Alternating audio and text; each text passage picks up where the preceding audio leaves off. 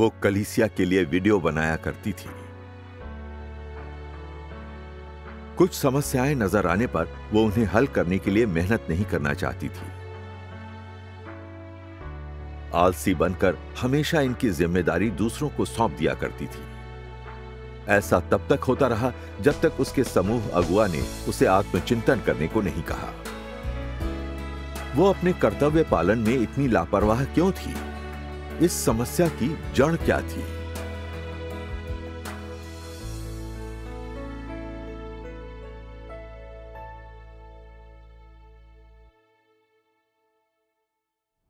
कुछ समय पहले मेरे बनाए वीडियो की समीक्षा करने वाली बहन ने बताया कि उनकी क्वालिटी अच्छी नहीं थी, उनमें बहुत सी गड़बड़ियां थीं। उन्होंने कहा कि अगर मैं वीडियो बनाते समय और ध्यान लगाऊं तो गलतियां नहीं करूंगी, फिर बाद में उन्हें ठीक नहीं करना पड़ेगा। उन्होंने मुझे काम करते समय सावधान रहने और ध्यान लगाने को कहा। मैंने हाँ तो कह दिया, लेकिन फिर सोचा मुझे पता नहीं कि वे समस्याएं बड़ी थीं भी या नहीं। छोटी छोटी गड़बड़ियां ठीक करने में इतना समय लगाना और मेहनत करना सही है क्या? ये तो समय की बर्बादी होगी। मेरा कौशल अच्छा नहीं है तो इन समस्याओं को हल करने के लिए शोध भी करना होगा। कोई गारंटी भी नहीं है कि मैं उन्हें हल कर लूंगी, तो कोशिश का क्या फ़ायदा? वैसे भी मुझे बहुत सारी वीडियो बनानी है, तो उन समस्याओं को हल करने का समय कहाँ है मेरे पास? इन समस्याओं को ढूंढने में आप लोग मुझसे ज़्यादा कुशल हैं। आपके ढूंढने के बाद मैं उन्हें हल नहीं कर सकती क्या? ये इतना मुश्किल भी नहीं है। ये सोचकर मैंने बहन की चेतावनियों को अनसुना कर दिया। ऐसी मानसिकता के साथ कर्तव्य निभाने का मतलब है आप कोई बोझ नहीं उठा रही हैं। हाँ, जब मैं किसी समस्या को लेकर अनिश्चित होती थी तो उसके बारे में सोचने में अपना समय और मेहनत बर्बाद नहीं करना चाहती थी। हमेशा उन्हें समीक्षक के भरोसे छोड़ देती थी। कभी कभी मुझे थोड़ी बेचैनी महसूस होती थी, क्या मैं इस तरह अपना कर्तव्य निभाकर लापरवाही कर रही हूँ? लेकिन फिर बहाने मारकर अपनी अंतरात्मा की इन निंदाओं को जल्दी से दबा देती थी। मैं काम को आगे बढ़ाने के लिए ऐसा कर रही हूँ। अगर मेरे कौशल में कमी है तो दूसरे इसे देख लेंगे। मैं हाथ पर हाथ धरे इन समस्याओं पर समय बर्बाद नहीं करना चाहती। उसके बाद समीक्षक मुझे बार बार कहने लगी कि मेरे वीडियो अच्छे नहीं बने हैं और उनमें कई समस्याएं हैं। ये सुनकर मैंने बेमन से हाँ तो कह दिया, लेकिन मैं कभी इसे स्वीकार नहीं पाई। इस तरह आप अपना कर्तव्य नहीं निभा सकती। हाँ, तो बाद में आपने इस बारे में कैसे सोचना शुरू किया? जब समूह अगुआ ने साफ साफ मुझसे कहा, आपके वीडियो में बहुत सी समस्याएं हैं, जिन समस्याओं को आप ठीक कर सकती हैं उन्हें भी आप समीक्षा करने वाली बहन को सौंप देती हैं। आप कर्तव्य निभाने में लापरवाह और गैर जिम्मेदार हो रही हैं। आमतौर पर एक वीडियो की समीक्षा करने में ज़्यादा समय नहीं लगता, लेकिन क्योंकि आपका काम इतना खराब है और आपने साफ दिख रही समस्याओं को भी नहीं सुलझाया है, तो वीडियो की समीक्षा करने में 2 गुना या उससे भी ज़्यादा समय लगता है। आपको नहीं लगता कि ये गलत है? समूह अगुआ ने सहभागिता भी की। किसी काम को अच्छे से करने के लिए सतर्क रहकर कर्तव्य निभाते समय पूरी कोशिश करनी चाहिए। अगर हर कोई गैर जिम्मेदार हो जाएगा, हर समस्या को दूसरों के भरोसे छोड़ देगा, तो दूसरों पर ज्यादा दबाव बनता जाएगा। इससे काम पूरा होने में देरी हो जाएगी। बहन की सहभागिता सुनकर आपको कैसा लगा? पहले तो मैंने बहाने बनाने की ही कोशिश की, लेकिन अंदर ही अंदर महसूस हुआ कि समूह अगुआ ने ये बात परमेश्वर की अनुमति से कही है। वीडियो की समीक्षा करने वाली बहन ने मुझे कई बार आगाह किया था, लेकिन मैंने कभी ध्यान नहीं दिया। इस तरह का लापरवाह रवैया सच में बहुत गलत था। बाद में मैंने एक गवाही निबंध पढ़ा। उसमें लिखे ईश वचनों के कुछ अंशों ने मुझे हिलाकर रख दिया। सर्वशक्तिमान परमेश्वर कहते हैं, सत्य से चिढ़ने का क्या अर्थ है? ये तब होता है जब सकारात्मक चीजों से जुड़ी किसी भी चीज से और सत्य से, परमेश्वर जो कहता है उससे और परमेश्वर की इच्छा से सामना होने पर लोगों को उनमें कोई दिलचस्पी नहीं होती। कभी कभी उन्हें इन चीजों से अरुचि होती है, कभी कभी वे उनसे विलग होते हैं, कभी कभी उनके प्रति उनका अनादर और उदासीनता का रवैया होता है और वे उन्हें महत्वहीन मानते हैं और उनके प्रति निष्ठाहीन और अनमने होते हैं या उनके प्रति कोई जिम्मेदारी नहीं लेते। परमेश्वर लोगों की तुच्छ क्षमता से नफरत नहीं करता, वो उनकी मूर्खता से नफरत नहीं करता और वो इस बात से भी नफरत नहीं करता कि उनके स्वभाव भ्रष्ट हैं। लोगों में वो क्या चीज है जिससे परमेश्वर सबसे ज्यादा घृणा करता है? वो है उनका सत्य से चिढ़ना। अगर तुम सत्य से चिढ़ते हो तो केवल इसी एक कारण से परमेश्वर कभी भी तुमसे खुश नहीं होगा। ये बात पत्थर की लकीर है। अगर तुम सत्य से चिढ़ते हो, अगर तुम सत्य से प्रेम नहीं करते, अगर सत्य के प्रति तुम्हारा रवैया परवाह न करने वाला, तिरस्कार पूर्ण और घमंडी, यहां तक कि ठुकराने, प्रतिरोध करने और नकारने का है, अगर तुम्हारे ये व्यवहार हैं, तो परमेश्वर तुमसे सरासर घृणा करता है और तुम मृतप्राय हो और बचाए नहीं जाओगे। अगर तुम वास्तव में अपने दिल में सत्य से प्रेम करते हो, लेकिन कुछ हद तक कम क्षमता वाले हो और तुम में अंतर्दृष्टि की कमी है और तुम थोड़े मूर्ख हो, अगर तुम कभी कभी गलतियां कर देते हो लेकिन बुराई करने का इरादा नहीं रखते और तुमने बस कुछ मूर्खतापूर्ण काम किए हैं, अगर तुम सत्य के बारे में परमेश्वर की संगति सुनने के लिए दिल से इच्छुक हो और तुम सत्य के लिए दिल से लालायित हो, अगर तुम सत्य और परमेश्वर के वचनों के प्रति अपने व्यवहार में ईमानदारी और ललक भरा रवैया अपनाते हो और तुम परमेश्वर के वचन बहुमूल्य समझकर संजो सकते हो, तो ये काफी है। परमेश्वर ऐसे लोगों को पसंद करता है। भले ही तुम कभी कभी थोड़ी मूर्खता करते हो, परमेश्वर तुम्हें फिर भी पसंद करता है। परमेश्वर तुम्हारे दिल से प्रेम करता है, जो सत्य के लिए तरसता है, और वो सत्य के प्रति तुम्हारे ईमानदार रवैये से प्रेम करता है। तो तुम पर परमेश्वर की दया है और वो हमेशा तुम पर अनुग्रह कर रहा है।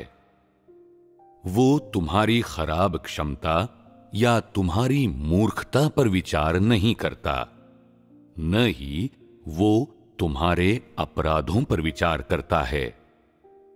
चूंकि सत्य के प्रति तुम्हारा दृष्टिकोण सच्चा और उत्सुकता भरा है और तुम्हारा हृदय सच्चा है, चूंकि तुम्हारा हृदय और रवैया ऐसा है जिसे परमेश्वर महत्व देता है, इसलिए वो हमेशा तुम्हारे प्रति दयालु रहेगा और पवित्र आत्मा तुम पर कार्य करेगा और तुम्हें उद्धार की आशा होगी। दूसरी ओर, यदि तुम दिल के कठोर और विलासी हो, अगर तुम सत्य से चिढ़ते हो और परमेश्वर के वचनों और सत्य से जुड़ी किसी भी चीज पर कभी ध्यान नहीं देते और अपने दिल की गहराइयों से विरोधी और तिरस्कार पूर्ण हो, तो फिर तुम्हारे प्रति परमेश्वर का रवैया कैसा होगा? खीज, विकर्षण और निरंतर क्रोध का। आमीन। ईश वचनों को पढ़कर मैं समझ गई। सैद्धांतिक रूप से मैंने पहचाना कि मैं क्यों कर्तव्य में ध्यान लगाने के बजाय लापरवाह हो रही थी, लेकिन फिर भी उसे गंभीरता से नहीं लिया। मुझे एहसास हुआ कि मैं सत्य से तंग आकर हठी स्वभाव की हो चुकी थी। बहन ने मुझे कई बार चेतावनी दी कि मेरे वीडियो खराब थे और मुझे ज़्यादा ध्यान देना चाहिए। ये अच्छी बात थी कि वो मेरी मदद कर रही थी। हाँ, मैं बस उनकी बातें सुन लिया करती थी, लेकिन कभी उन्हें दिल से नहीं लगाया। मैं हर बार अपने मन में खुद के लिए बहाने बना रही थी। मेरे अशिष्ट रवैये से पता चला मुझे सत्य से चिढ़ थी और ये परमेश्वर के लिए घृणित था। अगर हमेशा आसपास के लोगों और चीज़ों के साथ अशिष्ट और घृणित रवैया रखूंगी तो चाहे कितनी ही बार कोई मुझे चेतावनी दे या मदद करे तो मैं ना आगे बढ़ पाऊंगी ना कुछ हासिल कर पाऊंगी। परमेश्वर के वचन बहुत स्पष्ट हैं। अज्ञानता, कम काबिलियत और भ्रष्ट स्वभाव घातक बीमारियां नहीं हैं, लेकिन अगर दिल ही हठी हो, सच से चिढ़ता हो, तो वो हमेशा परमेश्वर के बनाए हालात का सामना प्रतिरोधी रवैये के साथ करेगा। सत्य नहीं खोजेगा, ना ही सबक सीखेगा। तो इस तरह आपको ना सत्य मिल पाएगा और ना ही परमेश्वर बचा पाएगा। अगर मैं अपने तरीके नहीं सुधारती तो मैं अपना कर्तव्य ही खराब नहीं करूंगी, बल्कि अंत में परमेश्वर मुझे त्याग देगा। हाँ, जब लोग हमेशा कर्तव्य को खराब तरीके से करते हैं तो इसका मतलब ये नहीं कि उनमें काबिलियत की कमी है, बल्कि वो सत्य नहीं स्वीकारते। इसलिए काम में बाधा आती है और देरी होती है और उन्हें बर्खास्त कर दिया जाता है। इन तथ्यों को हम सभी ने अपनी आंखों से देखा है। हाँ, अगर आप चीजों में बदलाव नहीं करेंगे तो ये खतरनाक होगा। हाँ, इन बातों का एहसास होने पर मैं डर गई। अब मैं कर्तव्य निभाने में इस तरह का लापरवाह रवैया नहीं दिखा सकती। मुझे आत्मचिंतन करके परमेश्वर के सामने पश्चाताप करना था। उन दिनों मैं अक्सर खुद को प्रबुद्ध करने और जानने में मदद करने की विनती करती, सजग होकर परमेश्वर के वचनों को खाती पीती थी। फिर मैंने परमेश्वर के इन वचनों को पढ़ा। सर्वशक्तिमान परमेश्वर कहते हैं, सच तो ये है कि अपना कर्तव्य अच्छी तरह निभाना बहुत कठिन नहीं है। ये सिर्फ ज़मीर और विवेक होने, ईमानदार और मेहनती होने की बात है। ऐसे कई अविश्वासी हैं जो ईमानदारी से काम करते हैं और नतीजतन सफल हो जाते हैं। वे सत्य के सिद्धांतों के बारे में कुछ नहीं जानते, तो वे इतना अच्छा कैसे कर लेते हैं? वो इसलिए क्योंकि वे विवेकशील और मेहनती होते हैं। इसलिए वे ईमानदारी से काम कर सकते हैं, सावधान रह सकते हैं और चीजें आसानी से करवा सकते हैं। परमेश्वर के घर का कोई भी कर्तव्य बहुत कठिन नहीं है। अगर तुम अपना पूरा दिल उसमें लगाओ और भरसक प्रयास करो तो तुम अच्छा काम कर सकते हो। अगर तुम ईमानदार नहीं हो और जो कुछ भी तुम करते हो उसमें मेहनती नहीं हो, अगर तुम हमेशा खुद को परेशानी से बचाने की कोशिश करते हो, अगर तुम हमेशा अनमने रहते हो और हर चीज में खाना पूरी करते हो, अगर तुम अपना कर्तव्य अच्छी तरह से नहीं निभाते, चीजें गड़बड़ कर देते हो और नतीजतन परमेश्वर के घर को हानि पहुंचाते हो, तो इसका अर्थ ये है कि तुम बुराई कर रहे हो और ये एक ऐसा अपराध बन जाएगा जिससे परमेश्वर घृणा करता है। सुसमाचार फैलाने के महत्वपूर्ण क्षणों के दौरान अगर तुम अपने कर्तव्य में अच्छे परिणाम प्राप्त नहीं करते और सकारात्मक भूमिका नहीं निभाते, या अगर तुम व्यवधान और गड़बड़ी पैदा करते हो, तो स्वाभाविक रूप से परमेश्वर तुमसे घृणा करेगा और तुम बाहर निकाल दिए जाओगे और उद्धार का अपना मौका खो दोगे। इसे लेकर तुम सदा पछताओगे। परमेश्वर द्वारा तुम्हें अपना कर्तव्य निभाने के लिए उन्नत करना उद्धार का तुम्हारा एकमात्र अवसर है। अगर तुम गैर जिम्मेदार रहते हो, उसे हल्के में लेते हो और जैसे तैसे निपटाते हो, तो यही वो रवैया है जिसके साथ तुम सत्य और परमेश्वर के साथ पेश आते हो। अगर तुम जरा भी ईमानदार या आज्ञाकारी नहीं हो, तो तुम परमेश्वर का उद्धार कैसे प्राप्त कर सकते हो? अभी समय बहुत कीमती है। हर दिन और हर सेकंड महत्वपूर्ण है।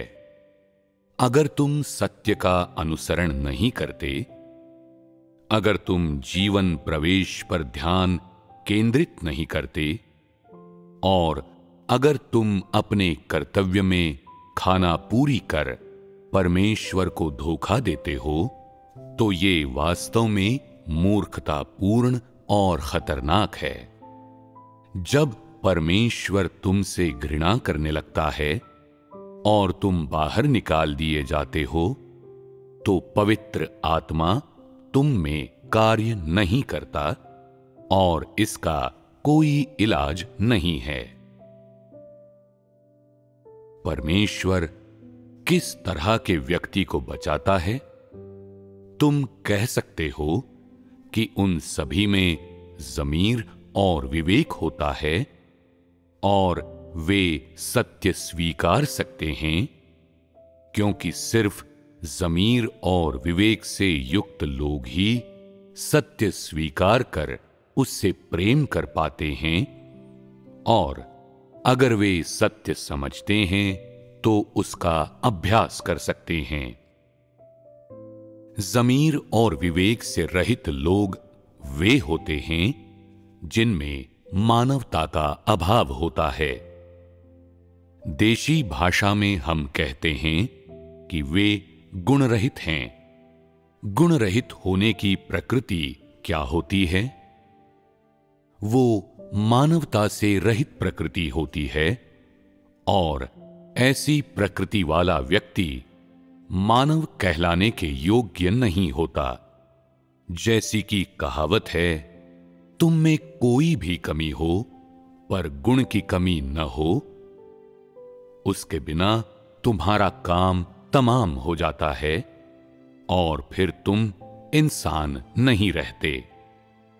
उन दानवों और दानव राजाओं को देखो जो परमेश्वर के विरुद्ध विद्रोह करने और उसके चुने हुए लोगों को नुकसान पहुंचाने की भरसक कोशिश करते हैं। क्या वे गुण रहित नहीं हैं? हैं। उनमें वास्तव में गुण नहीं है। आमीन। मैंने पहले भी परमेश्वर के वचन के अंशों को देखा था, लेकिन कभी गंभीरता से समझने के लिए आत्मचिंतन नहीं किया। उन्हें दोबारा पढ़कर मैं पूरी तरह हिल गई। हाँ, परमेश्वर मुझसे मेरी क्षमताओं से ज़्यादा काम नहीं करवाना चाहता। परमेश्वर नहीं चाहता कि मैं एकदम सटीक वीडियो बनाऊं। वो मुझे मेहनत करते, ध्यान देकर भरसक प्रयास करते देखना चाहता है। भले ही मेरा कौशल सीमित है और कुछ समस्याओं को मैं नहीं सुलझा पाती, लेकिन भरसक प्रयास करने से ही मेरी जिम्मेदारी पूरी हो जाएगी। हाँ। लेकिन मैं क्या कर रही थी? मैं कुछ समस्याएं तो स्पष्ट रूप से सुलझा सकती थी। मुझे बस ध्यान से सोचने और उन्हें हल करने में थोड़ा समय देने की ज़रूरत थी। लेकिन मैं मेहनत नहीं करना चाहती थी। खुद की परेशानी कम करने के लिए दूसरों पर बोझ डाल देती थी। इस तरह बिना कोई तकलीफ उठाए या परेशान हुए काम पूरा हो जाता था। मैं लापरवाही और सुस्ती में बहुत अच्छी थी। ऐसा लगता था मैं काफ़ी वीडियो बना रही हूँ और काम भी कुशल था, लेकिन हकीकत में दूसरे लोग इन समस्याओं को सुलझाने के लिए मेहनत कर रहे थे। मैं बस आलस दिखा रही थी। मैं बिल्कुल वैसे ही थी जैसा परमेश्वर ने बताया है, सदाचार और मानवता से रहित इंसान। कहने को तो वीडियो मैं बनाती थी, लेकिन हकीकत में मुझे पता भी नहीं था कि दूसरे लोग उन पर कितना समय लगा रहे हैं। एक वीडियो की जांच करने में सिर्फ 1 घंटा लगना चाहिए, लेकिन दूसरों को मेरी वीडियो की जांच करने में दुगुना या उससे भी ज्यादा समय लगता था। इस तरह कर्तव्य निभाने से काम में देरी होती है। हाँ, दूसरे लोग अपने कर्तव्य निभाने में पहले से ही व्यस्त थे और मैंने उनका काम बढ़ाकर पूरे काम की प्रगति को धीमा कर दिया। खुद के फायदे के लिए मैं दूसरों को नुकसान पहुंचा रही थी। मेरी बहन ने कई बार मुझसे अपने कर्तव्य को ज्यादा गंभीरता से लेने और सावधानी बरतने के लिए कहा, लेकिन मैंने उनकी कभी नहीं सुनी। यहाँ तक कि अपनी बेपरवाही के लिए बहाने बनाने लगी। मैं कहती कि उत्पादकता और कार्यकुशलता बढ़ाने के लिए ऐसा कर रही हूँ। बहुत गैर जिम्मेदार हो गई थी। ऐसी भी कुछ समस्याएं थी जिन्हें हल करने का कौशल मेरे पास नहीं था, लेकिन भाई बहनों के साथ उन पर चर्चा करके कुछ समस्याएं तो सुलझा ही सकती थी। इस तरह अपनी सभी समस्याएं दूसरों के भरोसे नहीं छोड़ती, लेकिन मैं कीमत नहीं चुकाना चाहती थी। मुझ में मानवता की कमी थी। फिर मैंने परमेश्वर के और वचन पढ़े।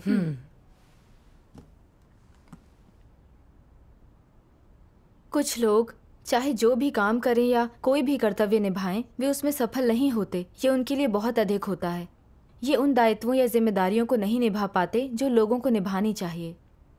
क्या वे कचरा नहीं हैं? वे अभी भी इंसान कहलाने लायक हैं। कम अक्ल लोगों, मानसिक रूप से हीन, शारीरिक अक्षमता वालों को छोड़कर क्या कोई ऐसा है जिसे अपने कर्तव्य और जिम्मेदारियां पूरी नहीं करना चाहिए? लेकिन ऐसे लोग धूर्त होते हैं, अपनी जिम्मेदारियां पूरी नहीं करना चाहते। निहितार्थ यह है कि वो एक सही व्यक्ति की तरह आचरण नहीं करना चाहते। परमेश्वर ने उन्हें क्षमता और गुण दिए, उसने उन्हें इंसान बनने का अवसर दिया, लेकिन वे अपने कर्तव्य पालन में इनका इस्तेमाल नहीं करते। वे कुछ नहीं करते, लेकिन हर चीज का आनंद लेना चाहते हैं। क्या ऐसा व्यक्ति मनुष्य कहलाने लायक भी है? उन्हें कोई भी काम दे दिया जाए, चाहे वो महत्वपूर्ण हो या सामान्य, कठिन हो या सरल, वे हमेशा लापरवाह और अनमने, आलसी और धूर्त बने रहते हैं। समस्याएं आने पर अपनी जिम्मेदारी दूसरों पर थोपने की कोशिश करते हैं। वे कोई जिम्मेदारी नहीं लेते, अपना परजीवी जीवन जीते रहना चाहते हैं। क्या वे बेकार कचरा नहीं है? समाज में कौन व्यक्ति होगा जो जीने के लिए खुद पर निर्भर ना होगा? व्यक्ति जब बड़ा हो जाता है तो उसे अपना भरण पोषण खुद करना चाहिए। उसके माता पिता ने अपनी जिम्मेदारी निभा दी है। भले ही उसके माता पिता उसकी मदद करने के लिए तैयार हों, वो इससे असहज होगा और उसे ये पहचानना चाहिए, मेरे माता पिता ने बच्चे पालने का अपना काम पूरा कर दिया है। मैं वयस्क और हृष्ट पुष्ट हूँ। मुझे स्वतंत्र रूप से जीने में सक्षम होना चाहिए। क्या एक वयस्क में इतनी न्यूनतम समझ नहीं होनी चाहिए? अगर व्यक्ति में वास्तव में समझ है तो वो अपने माता पिता के टुकड़ों पर पलता नहीं रह सकता। वो दूसरों की हंसी का पात्र बनने से, शर्मिंदा होने से डरेगा। तो क्या किसी बेकार आवारा में कोई समझ होती है? वे बिना कुछ काम किए हासिल करना चाहते हैं, कभी जिम्मेदारी नहीं लेना चाहते। हमेशा मुफ्त के भोजन की फिराक में रहते हैं। उन्हें दिन में 3 बार भोजन चाहिए होता है और चाहते हैं कि उनके लिए कोई पलकें बिछाए और भोजन भी स्वादिष्ट हो, और ये सब बिना कोई काम किए मिल जाए। क्या ये एक परजीवी की मानसिकता नहीं है? क्या परजीवियों में विवेक और समझ होती है? क्या उनमें गरिमा और निष्ठा होती है? बिल्कुल नहीं। वे सभी मुफ्तखोर निकम्मे होते हैं, ज़मीर या विवेक से रहित जानवर। उनमें से कोई भी परमेश्वर के घर में बने रहने के योग्य नहीं है। आमीन। आमीन। परमेश्वर के वचन पढ़कर मैं शर्मसार हो गई। जीवन में हर व्यक्ति की कुछ जिम्मेदारियां होती हैं, कुछ कर्तव्य निभाने होते हैं। अगर हम अपनी जिम्मेदारियां भी नहीं निभा सकते तो हम बेकार और नालायक हैं। यही तो थी ना मैं। उन वीडियो को बनाना मेरी जिम्मेदारी थी और मुझे उन्हें अच्छी तरह से बनाना चाहिए था। वो मेरी जिम्मेदारी थी। ये सोचकर कि कोई उनकी समीक्षा करेगा मैं लापरवाह नहीं हो सकती थी।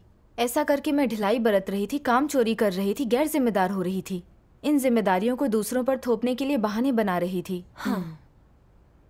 मैंने खुद से पूछा, इन जिम्मेदारियों को दूसरों के भरोसे छोड़ दिया है तो मैं यहाँ क्या काम कर रही हूँ? मेरी काबिलियत औसत रही है और मेरे कौशल की भी सीमाएं हैं। अगर मैं कीमत नहीं चुकाना चाहूँगी तो अपना कर्तव्य ठीक से कैसे निभाऊंगी? सालों से मैं परमेश्वर की विश्वासी रही हूँ और उसके असीम अनुग्रह का आनंद लिया है। अब उन कर्तव्यों को भी नहीं कर रही हूँ जो मैं ठीक से कर सकती थी। मुझ में कोई विवेक या समझ नहीं थी, जरा भी मानवता नहीं थी। जिन लोगों में मानवता और चरित्र होता है वे जानते हैं कि उन्हें अपने कर्तव्यों द्वारा परमेश्वर के प्रेम का मूल्य चुकाना चाहिए। भले ही वे सत्य के बारे में ज़्यादा नहीं समझते हों और कोई बड़ा काम नहीं कर सकते हों, वे कम से कम अपने दायित्वों को और परमेश्वर की रचना के तौर पर ईमानदारी से अपने उचित कार्य को पूरा कर ही सकते हैं। लेकिन खुद को परेशानी से बचाने के लिए मैं अपना कर्तव्य निभाने में लापरवाह हो गई। जाहिर तौर पर काम इतना भी मुश्किल नहीं था, लेकिन मैंने आलस करने का कोई मौका नहीं छोड़ा। मैं काम से भाग रही थी। मुझ में गरिमा या ईमानदारी नहीं थी। इस पर चिंतन करने के बाद मुझे बहुत पछतावा हुआ। मैं अब और लापरवाही नहीं करना चाहती थी। मैं बस अपने कर्तव्य निभाकर जिम्मेदारियों को पूरा करना चाहती थी। आमीन। फिर मैंने परमेश्वर के कुछ वचन पढ़े। लाइए मैं पढ़ती हूँ।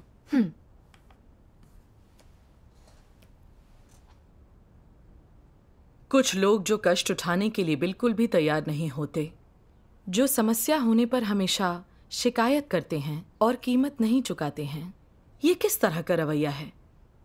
ये बहुत ही अनमना रवैया है। अपना कर्तव्य अनमनेपन से निभाने और अपने कर्तव्य को हल्केपन से लेने का क्या परिणाम होता है?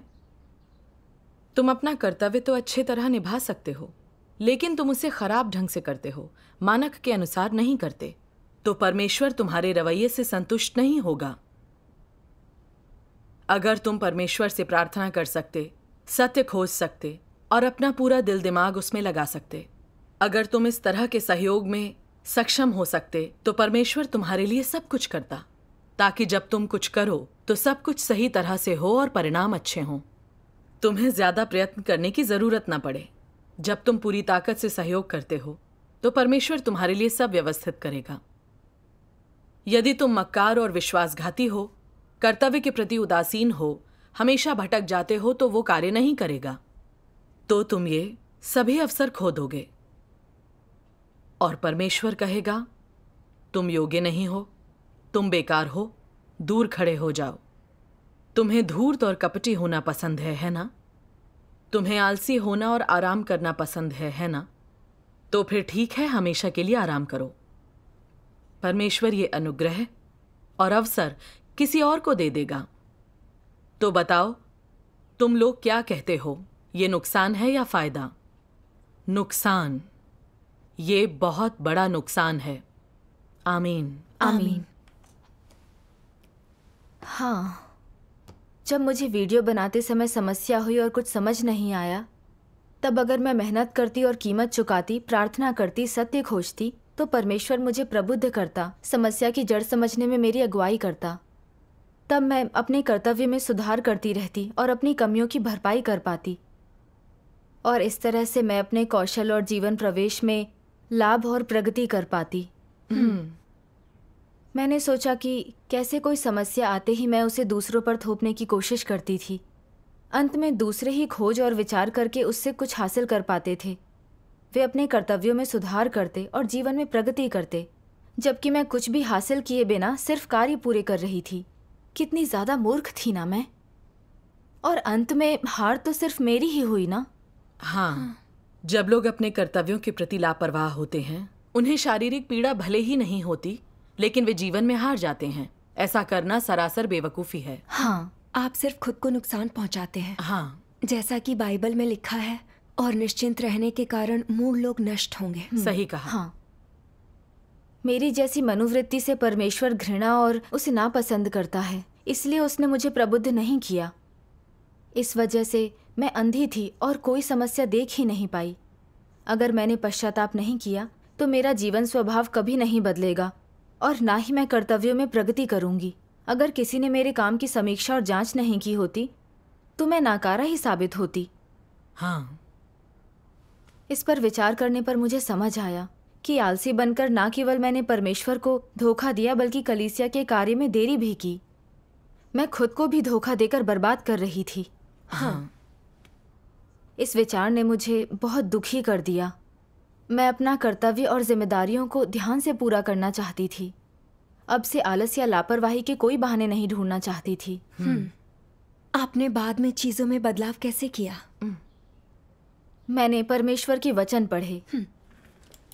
सर्वशक्तिमान परमेश्वर कहते हैं, जब लोगों का स्वभाव भ्रष्ट होता है तो वे अपना कर्तव्य निभाते समय अक्सर अनमने और लापरवाह रहते हैं। ये सबसे गंभीर समस्याओं में से एक है। अगर लोगों को अपना कर्तव्य ठीक से निभाना है तो उन्हें सबसे पहले अनमनेपन और लापरवाही की ये समस्या सुलझानी चाहिए।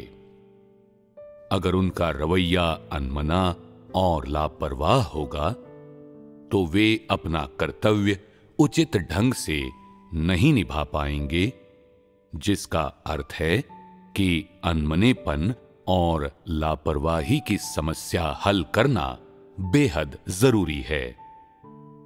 तो उन्हें कैसे अभ्यास करना चाहिए? पहले उन्हें अपनी मनस्थिति की समस्या का समाधान करना चाहिए। उन्हें अपने कर्तव्य को सही तरह से लेना चाहिए और धोखेबाज या अनमना हुए बिना चीजों को गंभीरता और जिम्मेदारी की भावना के साथ करना चाहिए। कर्तव्य परमेश्वर के लिए निभाया जाता है, किसी व्यक्ति के लिए नहीं। यदि लोग परमेश्वर की जांच स्वीकारने में सक्षम होते हैं तो उनकी मनस्थिति सही होगी। इसके अलावा कोई कार्य करने के बाद लोगों को उसे जांचना चाहिए और उस पर चिंतन करना चाहिए, और अगर उनके दिल में कोई संदेह हो और विस्तृत निरीक्षण के बाद उन्हें पता चले कि वास्तव में कोई समस्या है तो उन्हें बदलाव करने चाहिए। ये बदलाव होने के बाद उनके मन में कोई संदेह नहीं रह जाएगा। जब लोगों के मन में संदेह होते हैं तो ये साबित करता है कि कोई समस्या है और उन्हें विशेष रूप से महत्वपूर्ण चरणों पर जो कुछ भी उन्होंने किया है उसकी पूरी लगन से जांच करनी चाहिए। ये अपने कर्तव्य निभाने के प्रति एक जिम्मेदार रवैया है। जब व्यक्ति गंभीर हो सकता है, जिम्मेदारी ले सकता है और अपना पूरा तन मन दे सकता है तो काम सही तरीके से पूरा किया जाएगा।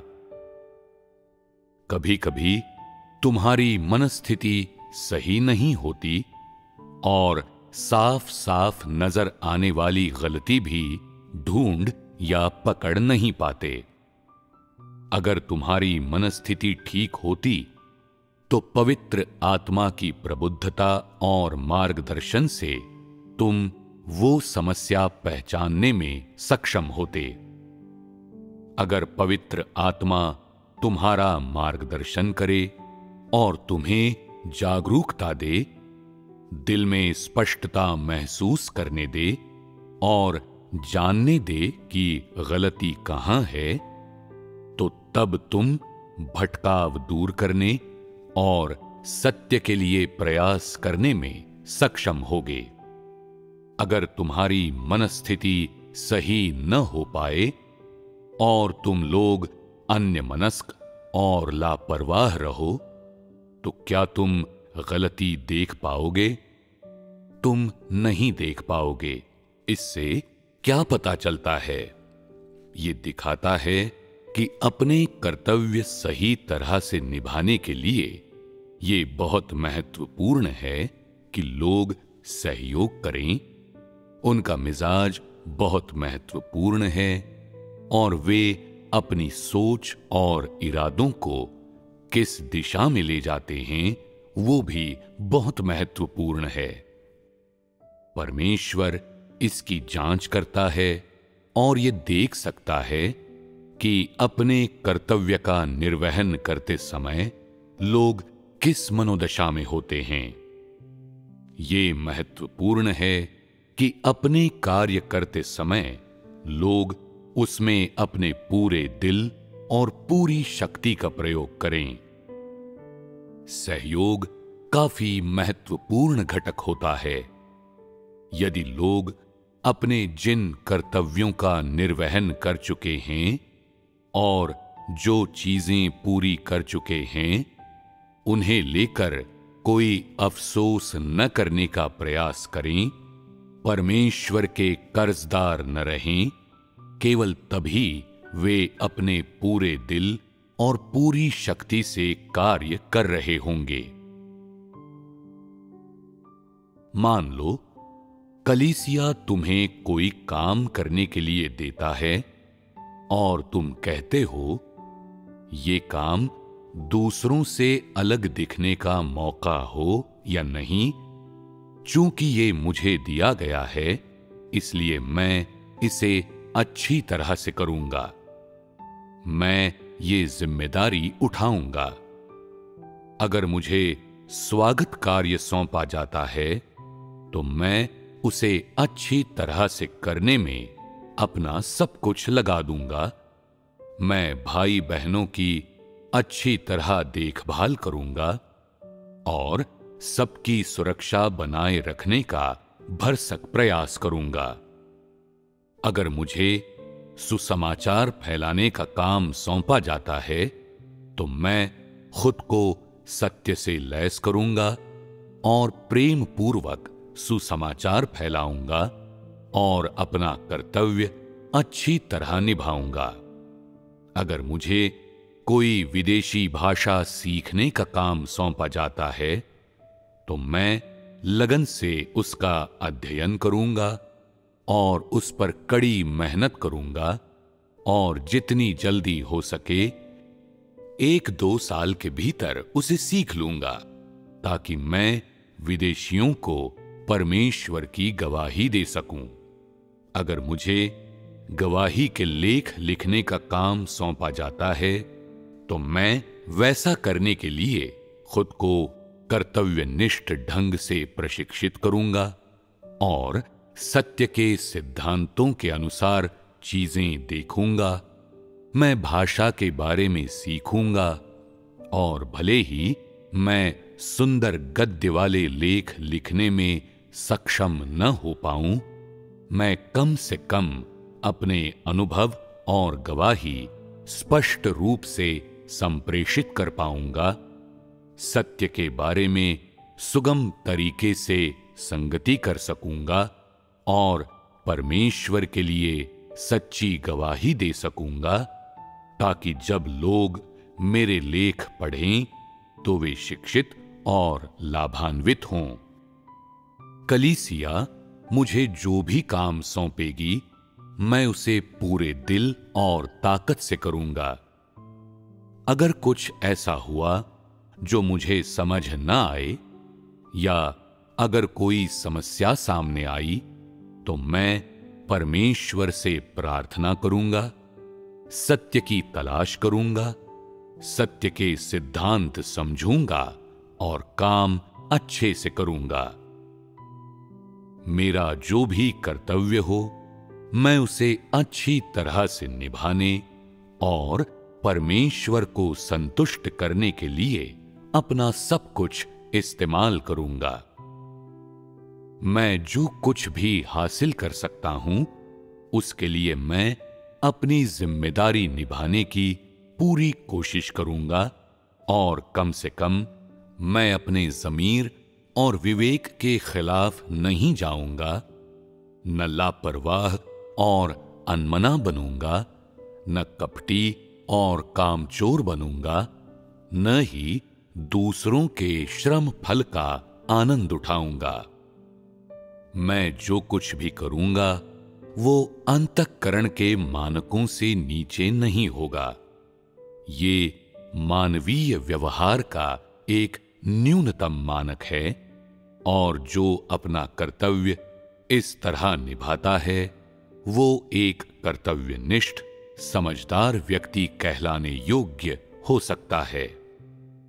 अपना कर्तव्य निभाने में कम से कम तुम्हारा अंतःकरण साफ होना चाहिए और तुम्हें कम से कम ये महसूस करना चाहिए कि तुम रोजाना अपना 3 वक्त का भोजन कमा कर खाते हो, मांग कर नहीं। इसे दायित्व बोध कहते हैं। चाहे तुम्हारी क्षमता ज्यादा हो या कम, और चाहे तुम सत्य समझते हो या नहीं, तुम्हारा ये रवैया होना चाहिए, चूंकि ये काम मुझे करने के लिए दिया गया था, इसलिए मुझे इसे गंभीरता से लेना चाहिए। मुझे इससे सरोकार रखकर अपने पूरे दिल और ताकत से इसे अच्छी तरह से करना चाहिए।